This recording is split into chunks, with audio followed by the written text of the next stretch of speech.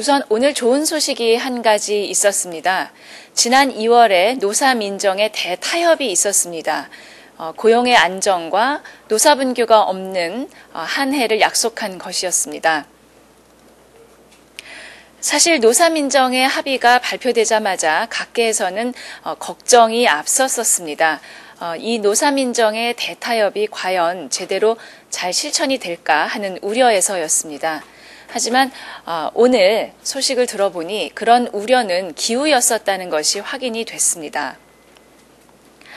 우선 한국노총에서는 노사민정의 합의가 구호에만 그치지 않도록 하기 위해서 이행점검단을 꾸려 운용했고 또 일자리 마련하기 위한 추경 예산을 확보하기 위해서 민간과 정부와 함께 협력했다는 소식이 있습니다. 또 2,500여 개의 산하 기업에서의 임금을 동결을 했고 여성과 취약계층을 위한 일자리 창출에 노력을 하고 있다는 소식입니다. 한국노총의 이런 고통 분담의 노력이 참으로 돋보입니다. 비단 한국노총만이 아닙니다. 오늘 때마침 민노총 산하의 여러 기업 작업장에서도 임금 동결과 고용 안정을 합의한 상생의 노사관계를 구축했다는 낭보가 있었습니다. 이렇게 노사민정의 합의가 사회 각계각층으로 퍼져서 널리 실천되고 있는 것, 이것이 바로 우리의 희망입니다. 이렇게 협력을 하는 한 우리 모두가 이겨내지 못할 어려움은 없을 것 같습니다. 민주당이 국회의장을 국회윤리위원회에 제소를 했습니다.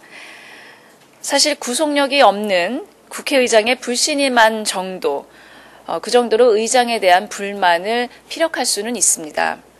하지만 국회의장을 윤리위에 제소하는 행위는 의회 민주주의 그 자체를 완전히 무시하겠다는 발상입니다.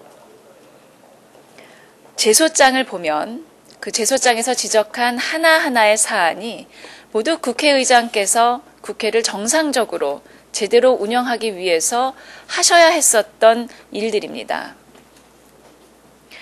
국회의장이 야당의 본회의장의 물리적인 점거를 막기 위해서 그리고 몇 달이 지나도록 고비고비마다 틀어지고 법안의 처리를 막고 있는 경색을 풀기 위해서 국회의원이 아닌 사람들이 국회 본청에 들어와 집단 폭력 사태를 부르는 그런 불상사를 막기 위해서 또 공평무사하게 여야 간의 합의를 도출하기 위해서 이 백방으로 노력하신 모든 행동들을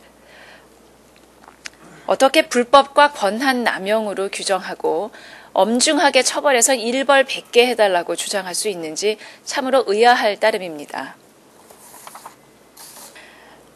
윤리위에 제소한다는 것이 실효성이 뻔히 없을 것을 예견하고 했다고 하더라도 국회의장을 국회윤리위원회에 제소한다는 것은 사실은 도를 넘는 행동입니다.